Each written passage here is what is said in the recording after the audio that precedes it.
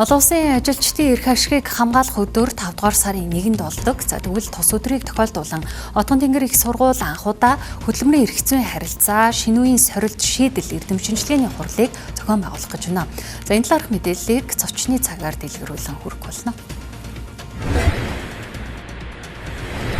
За арийн мэнд хүргэе үзэгчдээ. Тэгэхээр Отгон тэнгэр их сургуулийн хууль зүйн сургуулийн захирал доктор Эрдэнэлолор студид хүрэлцэн ирээд байна. Танд арийн мэнд хүргэе. Арийн мэнд хүргэе.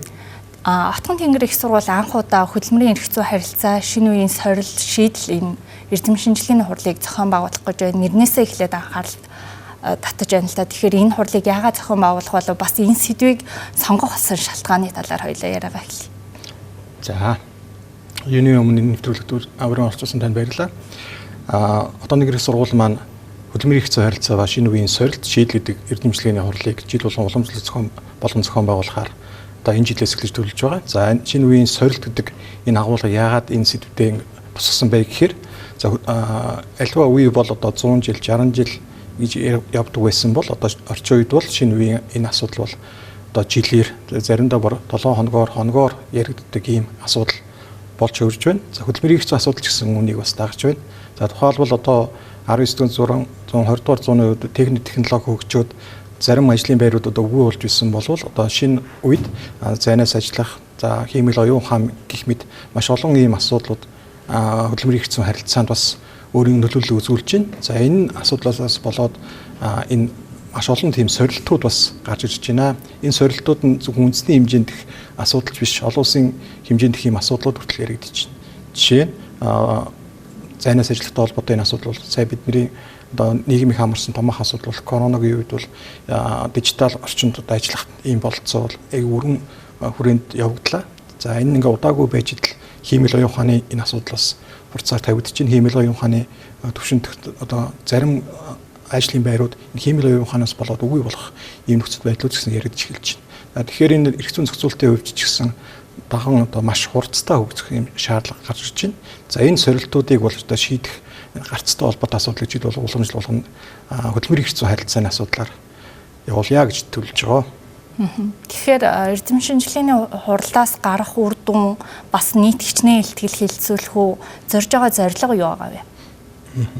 За бидний хувьд бол энэ эрдэм шинжилгээний хурлаа хоёр үе шаталтайгаар зохион байгуулахаар оролцож байгууллагаас сонголт төлөж байгаа. За эхний үе шаталтаар бол нийт ирсэн илтгэлүүдээ оролцогч байгууллагын төлөөллүүд одоо шалгаруулад, хоёр дахь шаттай бол 2026 оны 5 сарын 1-ний өдөр Монгол улсын засгийн газрын ордонд буюу тэрийн ордонд зохион байгуулагдах эрдэм шинжилгээний хурлаар шилдэг илтгэлүүдээ хилцүүлье гэсэн ийм зорилго тавин ажиллаж байгаа. За энэ нийт өгсөн эрдэм шинжилгээний илтгэлүүдээ бол эмхтгэл болгож гаргаад хувь санаачлагч болон холбогдох байгууллагууд дээр хөрвүүлээд за энэ тулгамдж байгаа асуудлуудыг шийдвэх гарц гаргалгааг бас эрэлхийлэх ийм зорилго тавин ажиллаж байгаа. Эрдэм шинжилгээний хурлыг үндсэн хуулийн цэцэн үеийн гишүүн асан Баасангай нэрмжит болгосон байсан. Тэгэхээр Баасангай хувьд бас одоо энэ хөдөлмөрийн эрх зүйн харилцааг зохицуулахад бас оруулсан хувь нэмэр нэлээ их байгаа. Энэ хүний одоо хийсэн бүтээлтэй яагаад бас энэ хүний нэрмжит болгон зарлах болов? За Лэгзгийн Баасан гэдэг хүн маань өөрийн ухамсарт амьдралын 50 гаруй жилийг хууль зүйн салбарт одоо өнгөрөөсөн байдаг. За Монгол Улсын үндсэн хуулийн цэцэн гишүүн, улсын дээд шүүхийн шүүгч, прокурор, Монгол өмгөөлөгчтэй холбооны гишүүн, өмгөөлөгч, антраач репетирч тэгээд мөн эрдэм шинжилгээний чиглэлээр одоо багш гэх мэт одоо өөрийн ухамсарт амьдралыг ингээд хууль зүйн салбарынхаа хөгжилд хувь нэмрээ оруулж одоо өнгөрөөсөн ийм хүн байдаг. За мөн Баасан багш маань энэ хөдөлмөрийн эрх зүйн чиглэлээр 60 гаруй сурах бичиг, гарын авлага авсан гаргасан. Мөн 8 докторыг одоо буюу шинэ эрдэмтнийг төрүүлж гаргасан ийм эрхэм хүн байдаг. За энэ эрхэм хүмүүнийг бол одоо манай хууль зүйн салбарын бүгд хөдөлмөрийн Баасан гэж мэддэг. За ийм учраас бид нар бол одоо Монгол Улсын гавьяат багш доктор профессор Лэгзгийн Баасангийн нэрмжит энэ эрдэм шинжилгээний хурал болгоё гэж бүх байгууллагууд бол хоорондоо ярилцаад хийж байгаа. Бид бол одоо энэ хүний гавьяаг мөхжүүлэх үүднээс хөдөлмөрийн эрх зүйн судлал гэдэг нэртэй ийм кабинетийг бас тогтжуулж байгаа. За энэ хөдөлмөрийн эрх зүйн судлал гэдэг кабинетийн хувьд бол судлаачдын хөдөлмөрийн эрх зүйн чиглэлээр үйл ажиллагаа явуулдаг байгууллагуудын одоо цуглуулж судалгаа явуулах болцоотой бас ийм кабинет байхаар бид төлөвлөж байгаа. За багш маань одоо цуглуулсан 300 гаруй ийм хөдөлмөрийн эрх зүйн чиглэлийн сурагчдыг ийм кабинетэд бас цуглуулсан байгаа. Өөрөөр хэлбэл зөвхөн Отгон тэнгэрийн сургуулийн оюутнууд биш, хөдөлмөрийн эрх зүйн чиглэлээр судалгаа явуулдаг эрдэмтэн судлаачид бас энэ кабинетэд бас үйл ажиллагаа явуулж, сургуульд судалгаа явуулж болцоотой байдлаар тогтчлтыг явуулж байгаа. За энэ кабинетийн хувьд бол нийт Отгон тэнгэрийн сургуулийн хуулийн сургуулийн үе үеийн төгсөгчдийн хандвар бас босч байгаа гэдгээрээ онцлог байгаа. За энэ цэвчааныг далимдуулаад хандив өргөсөн нийт Отгон тэнгэрийн сургуулийн төгсөгчд болон багшийн өөрийн удирдсан докторуудаа бас баярсан таласнаа илэрхийлмээр байна. Олон сургуулиуд хамтран оролцож байгаа хамтрагч байгууллагууд байгаа гэсэн тэр талаар ярил. Төрөнд өртсөн багш маань маш олон ийм салбарт ингээд ажиллаж байсан.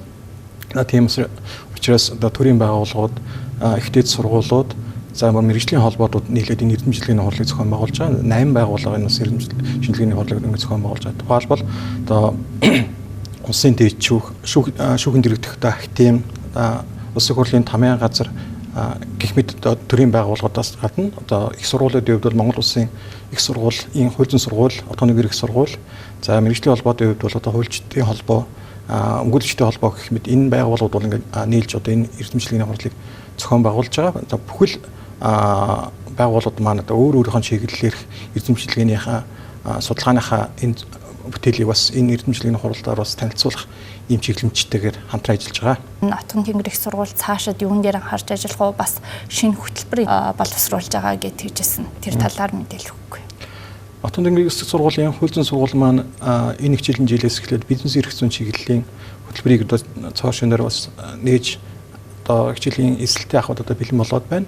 За бизнес эрх зүйн хөтөлбөр маань энгийн эрх зүйн хөтөлбөрөөс бас ялгагдах онцлогтой байдаг. Өөрөөр хэлбэл одоо эдийн засгийн болон эрх зүйн ийм хосолмол юм агуулгыг нэг хөтөлбөрөөр дамжуулан одоо суралцах юм бас юм болцоотой байгаа. За мөн Отгон тэнгэрийн сургууль маань эрх зүйн хөтөлбөр болон бизнес эрх зүйн хөтөлбөр аль аль нь ажлын байранд суурилсан сургалтын хөтөлбөрийг хэрэгжүүлж байгаа. За өөрөөр хэлбэл төгс курсын оюутан маань сүүлийн 6 сарын хугацаанд цалинтайгаар ажлын байран дээр суралцсангаа дадлагжиж төгсдөг бас ийм онцлогтой сургалтыг хэрэгжүүлж байгаа. За Отгон тэнгэрийн сургууль энэ ажлын байранд суурилсан сургалтын хөтөлбөрийг Монгол улсад нэвтрүүлсэн ийм анхдагч их сургуулиудын нэг байгаа. Бидний урилгыг хүлээн авч ирж оролцсон танд баярлалаа. Танд бас баярлалаа. НТV телевизийн зочны цаг энэ хүрээд өндөрлөж байна. Анхаарал хандуулсанд баярлалаа.